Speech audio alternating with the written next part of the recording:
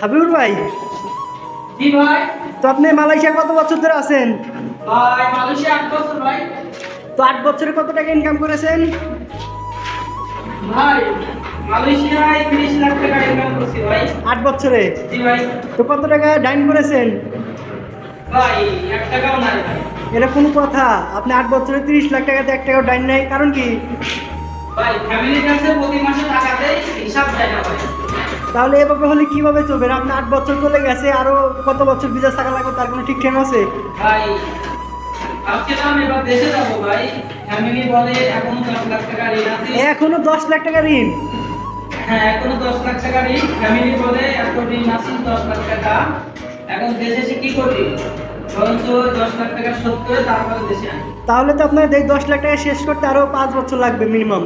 ভাই কিছু করার নাই, আমার মতো মনে হয় সব প্রবাসীদের একই অবস্থা।